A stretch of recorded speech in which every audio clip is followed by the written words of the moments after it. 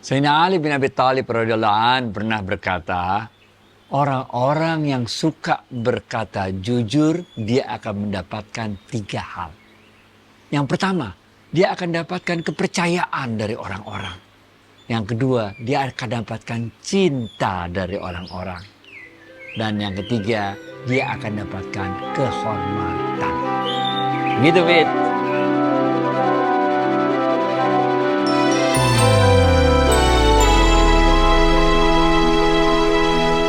Assalamualaikum warahmatullahi wabarakatuh, sahabat Smart Skill School. Semoga kita semua selalu dalam lindungan Allah Subhanahu wa Ta'ala. Amin.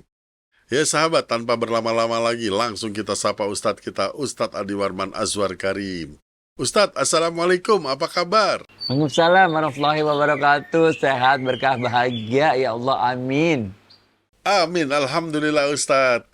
Nah Ustadz, sholat Jumat lalu khotbahnya mengarahkan kita untuk berjalan mengikuti hati nurani. Tapi apa itu hati nurani? Saya belum jelas Ustadz. Karena khatib itu memang terbatas sekali waktunya. Lalu bagaimana juga kalau kita mengarungi hidup dalam keadaan cobaan berat? Apakah hati nurani juga bisa gelap kan Ustadz? Iya, hati nurani adalah bahasa Indonesia sebetulnya yang diambil dari bahasa Arab. Nurani berasal dari kata nur, aini. Nur artinya cahaya, aini artinya mataku. Disebut atau sering dipanggil menjadi hati nurani. Ini ada kaitannya dengan banyak sekali hadis yang menjelaskan bahwa Allah itu memercikkan cahayanya, nurnya Allah itu, kemudian direfleksikan oleh hati kita. Nah, sehingga sering juga disebut bahwa mata kita ini, mata ada 2 ya, mata fisik, mata jasad ini yang di sini, sama mata hati. Nah ini. Nah, hati nurani itu yang dimaksud dengan mata hati. Karena dia adalah bagaikan cermin yang memantulkan cahayanya Allah. Allah percikan cahayanya itu kenanya. Sehingga mata hati inilah kemudian yang kalau kita lihat mata orang baik-baik, kita bisa membaca kedalaman jiwa orang tersebut. Rasulullah SAW pernah bersabda dalam sebuah hadis yang diriwayatkan oleh siapa ya kalau nggak salah, Imam Tirmizi lah kalau nggak salah ya. Rasulullah SAW mengatakan ketika Allah memercikkan cahayanya ke dalam hati seseorang, maka hati itu akan terasa lapang dan luas. Nah ini. Jadi kalau hati kita itu kalau belum dapat percikan cahayanya Allah itu gelap. Itu gundah gulana. Nah, biasanya kalau ada orang lagi mau nikah gitu kan. Itu istikharah segala macam gundah gulana nih. Iya apa enggak nikahnya apa begitu kan? Atau kita lagi mau memilih salah satu di antara yang 2, benar bingung. Nah, kita istikharah. Nah, itu ketika nanti Allah memercikkan cahayanya ke hati kita itu, maka hati itu akan terasa luas dan lapang. Inilah yang juga yang disebutkan dalam Al-Quran, ala bizikrillahi tatma'innul qulub. Dengan selalu kita mengingat Allah, berarti kita menyediakan diri kita mengundang Allah memercikkan cahayanya ke dalam hati kita. Ala bizikrillahi tatma'innul qulub. Sungguh hanya dengan mengingat Allah saja hatimu akan tenang. Nah, karena kita terus berzikir kepada Allah, mengingat Allah, maka ini berarti kita mengundang datangnya percikan nur, cahaya dari Allah ke dalam hati kita, sehingga hati kita kemudian terasa lapang dan luas. Kemudian para sahabat bertanya kepada Rasulullah, ya Rasulullah, apa tanda-tandanya bahwa Allah telah memasukkan cahaya itu, telah memercikkan nurnya Allah itu ke dalam hati kita? Rasulullah SAW menjawab, tanda-tandanya adalah ketika kita telah kembali, dorongan yang kuat sekali untuk kembali ke alam yang kekal, yaitu alam akhirat, dan meninggalkan alam yang sementara, yaitu alam dunia ini. Nah ini.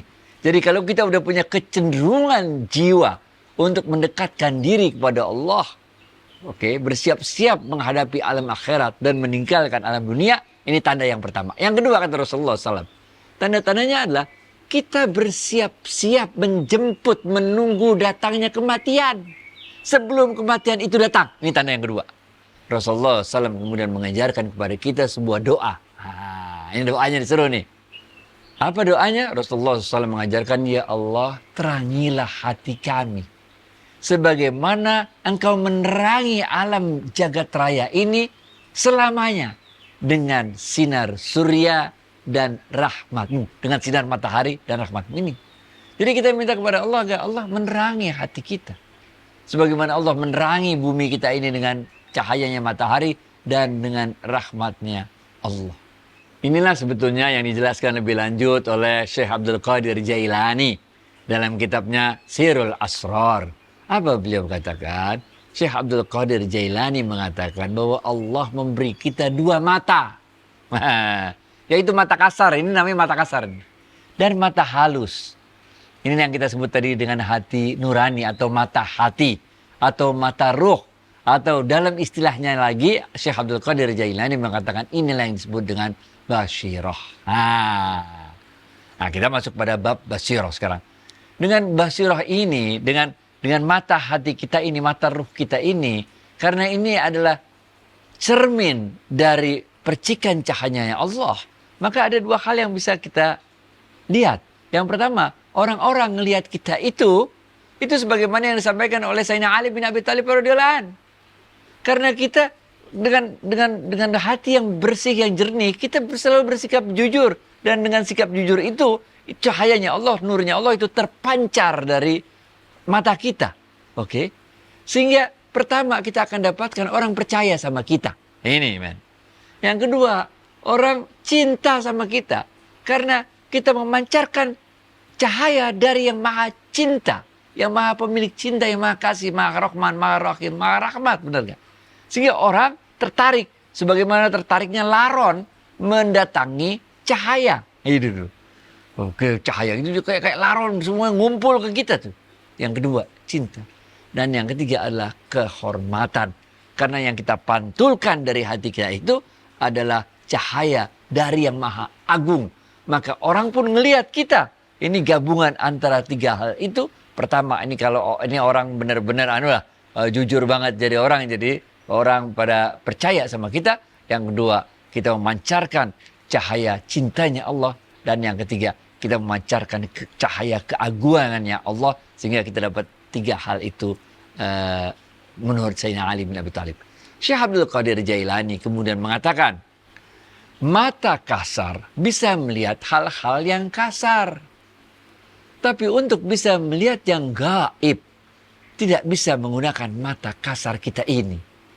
Kita hanya bisa melihat yang gaib dengan mata hati kita. Itu sebabnya orang yang buta matanya di dalam Islam tidak menjadikan dirinya lebih rendah daripada orang yang matanya melihat seperti kita ini.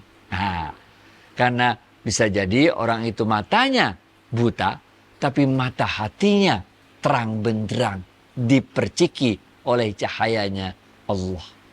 Orang yang matanya normal bisa baca ini, bisa baca ilmu itu, logika apa segala macam.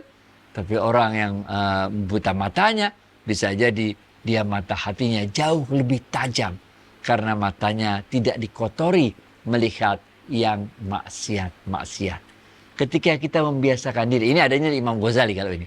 Kalau kita membiasakan diri untuk melihat hal-hal yang maksiat, maka kita akan terbiasa melihat hal-hal yang maksiat itu sehingga mata hati kita jadi kusam. Mata hati kita jadi kotor sehingga karena mata hati kita kotor, maka dia tidak bisa lagi merefleksikan cahaya dari Allah tersebut. Gitu, Fit. Balik dulu ke ludah, benar ya? Baik, Ustadz.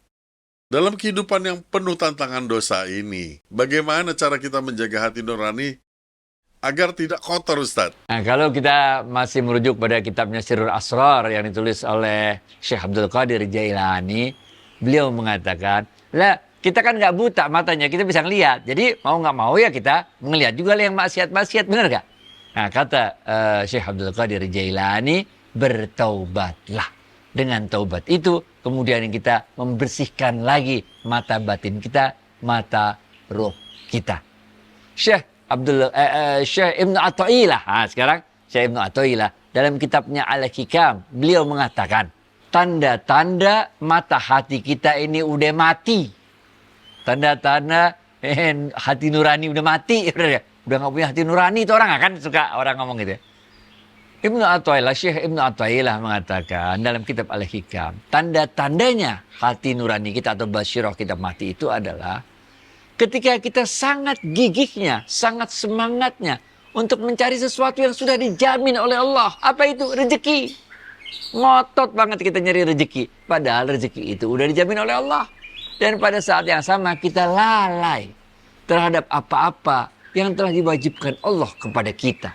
Allah mewajibkan kita sholat, kita lalai. Allah mewajibkan kita bakti orang tua, kita lalai. Nah, orang-orang yang mengejar sesuatu yang udah pasti dan meninggalkan, melalaikan sesuatu yang udah pasti juga menjadi kewajiban kita, inilah tanda-tanda orang yang hati nuraninya, basyirahnya telah mati. Baik itu ya, Fit. Paham Ustadz. Nah dulu Ustadz pernah cerita tentang perahu dalam kehidupan. Apakah hati nurani ini bisa dikatakan sebagai perahu tersebut Ustadz? Iya, dalam ilmu tasawuf disebutkan perahu itu tidak tenggelam karena banyaknya air di sekelilingnya. Nah ini men. Ya namanya juga perahu dibuat supaya bisa berlayar mengarungi samudra, bener gak? Mengarungi sungai dan sebagainya. Dia nggak bakal tenggelam. Yang membuat perahu itu tenggelam adalah ketika air di sekeliling perahu itu masuk ke dalam perahu, baru perahunya tenggelam.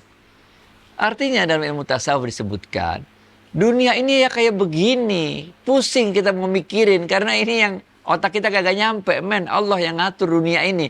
Coba deh sekali-sekali jalan ke ke Afrika Selatan deh, apa ke mana tuh, ke Kenya lah. Lihat di situ bagaimana di savana itu binatang yang satu mengejar binatang yang lain. Singa makan ini, buaya makan, segala macam. Saling memakan, saling membunuh.